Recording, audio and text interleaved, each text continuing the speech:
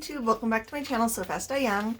I'm Morgan, and today we're going to talk about a new video series that I'm going to do, which is going to be about making a Gunne Sax dress, or Gunne Sax dress, however you want to say it. I don't know what the proper, I think it's Gunne Sax. It was a very popular dress style in the 60s, 70s, and kind of into the 80s, from what I know. But it kind of went out of fashion.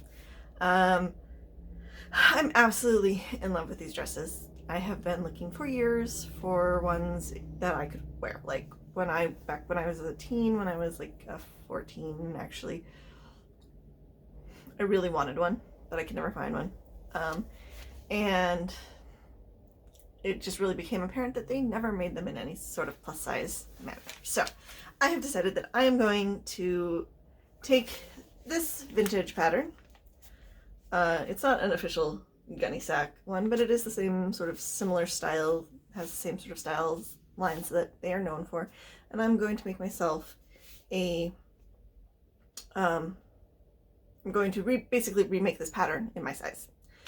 This is a 579, so it's pretty small.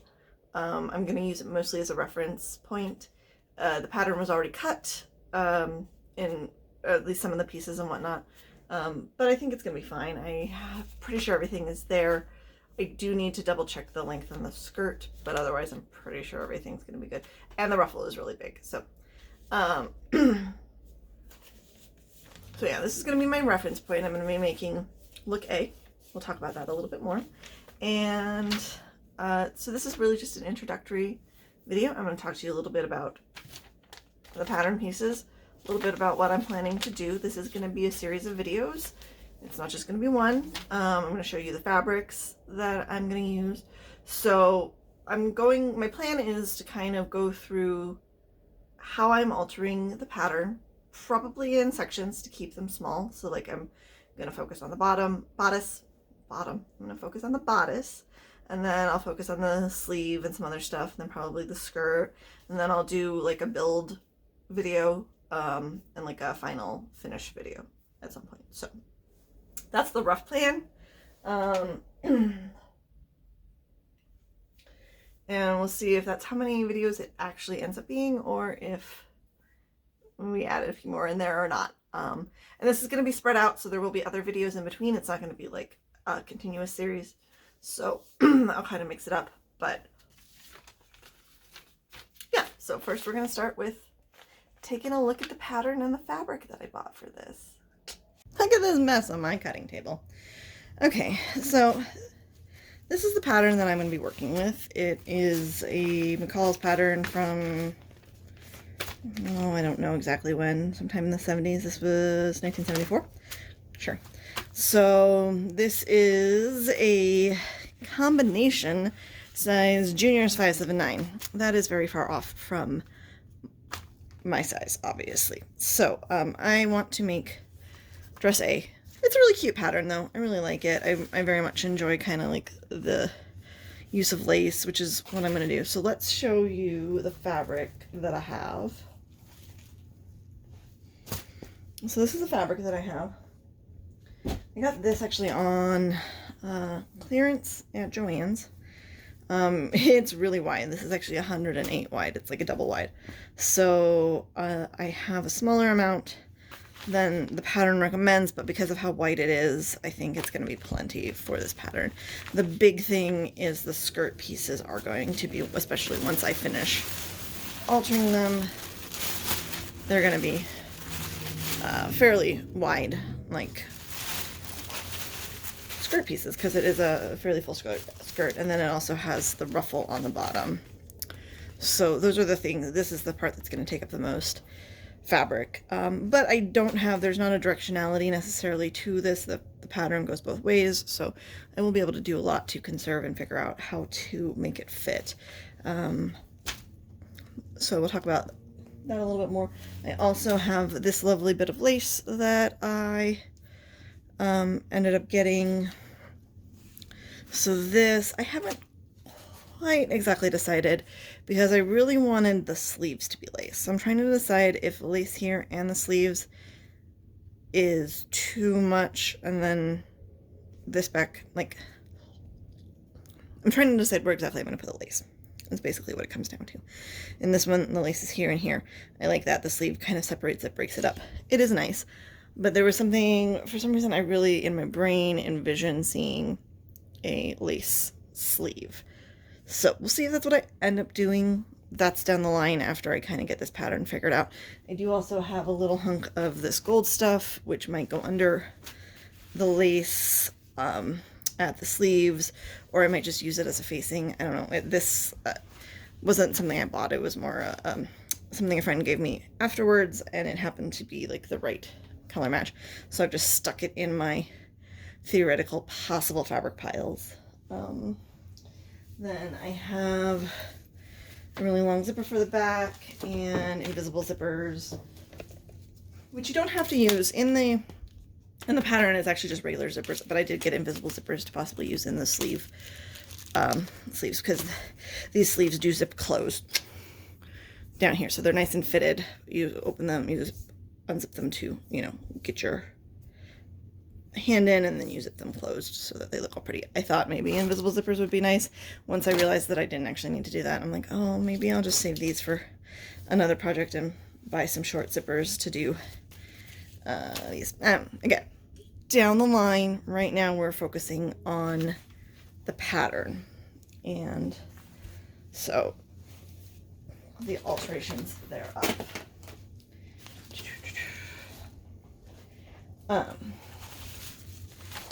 It's actually a fairly simple pattern with a limited number of pieces. You just have a fully faced bodice front, a side bodice front, bodice back, and a neck facing for the main body.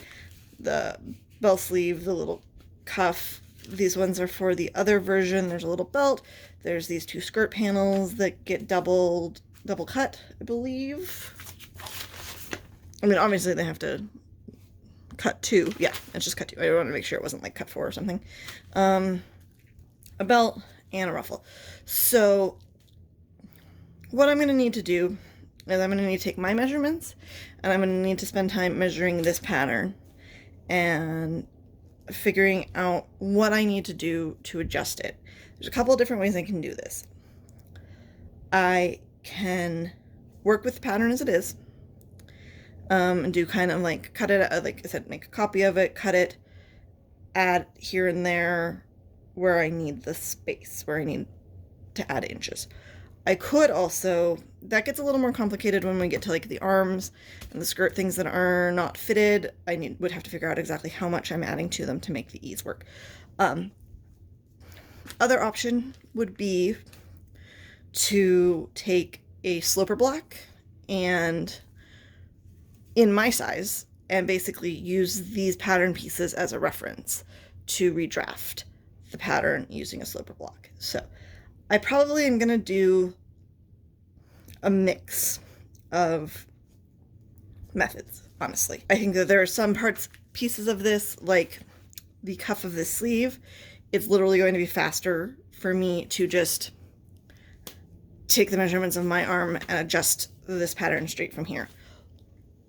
The bodice, I may choose to do, the upper part of the sleeve and the bodice, I might choose to do a block and adjust that. Either way, I'm going to walk you through the different methods that I end up using as I figure them out.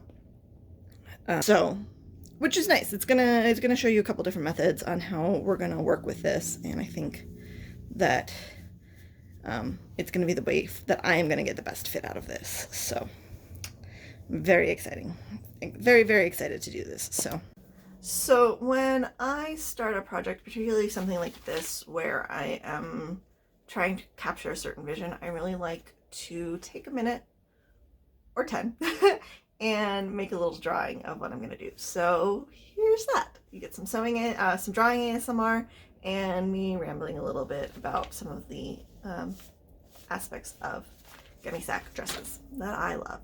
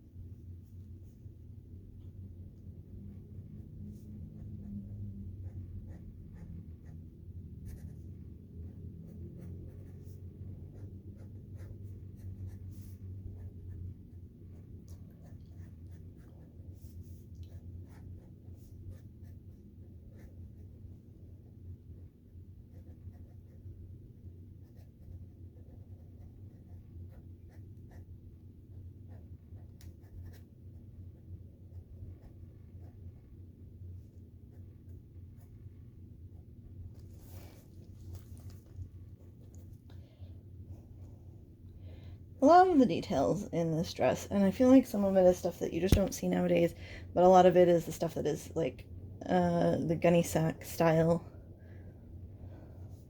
is sort of known for. Things like having a small little belt and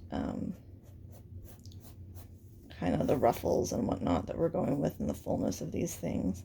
So I also love that the skirt is pretty much, it's not exactly a circle, it's a little bit less than a circle. I think it's like a 3/4. But so it gives you a lot of fullness at the bottom without adding the bulk at this midsection.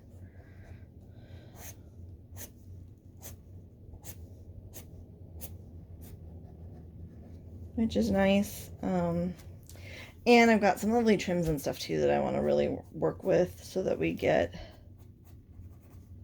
some fun things going on. I really hope that this turns out as like cute and nostalgic as I'm hoping. I always wanted a Gunne Sax dress. Like, I've seen them so many times over the years. And I mean, I've owned stuff from Gunne Sax, but I really wanted like one of these super period. So this is what it's gonna look more like proportion wise on me. I think it's really important to think about that sort of stuff when you're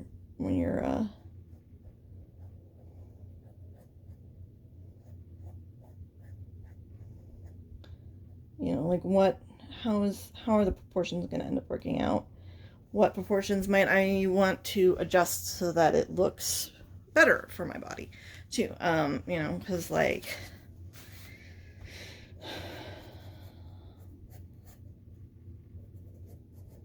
yeah.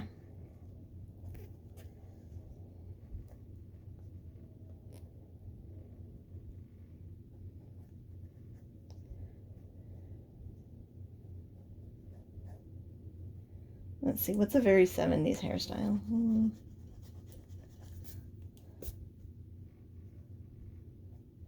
Should give myself a pharaoh with it.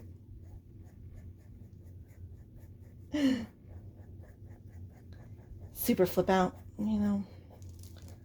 Feathered to the high heavens. Alright, so yeah. That is hopefully what the dress is going to look like in the end. It's going to get awesome little lace trim around here. Definitely going to get some lace trim in here and here.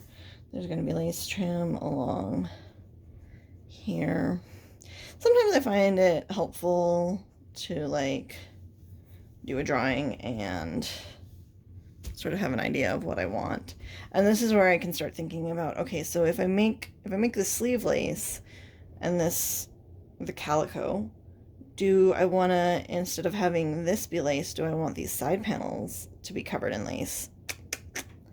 And then this be the calico. Like, see, and just because the pattern says one thing, you know, you don't have to follow that. We break the rules. I mean, there are no rules in sewing other than all of them. But, I don't know, yeah. And I can kind of think about this, and if I want, I can doodle on it more, or I can just leave it as is. I figure it's helpful to kind of have like a visual.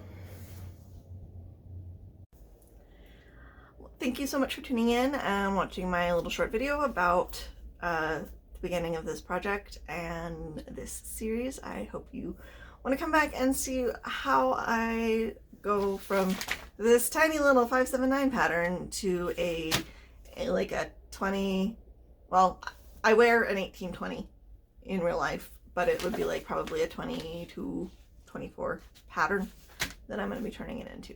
So yeah, I really hope you enjoy my videos, and if you do, please remember to hit the like button, subscribe to my channel, hit the bell so that you get notifications, and leave me a comment and share my videos. Love you all.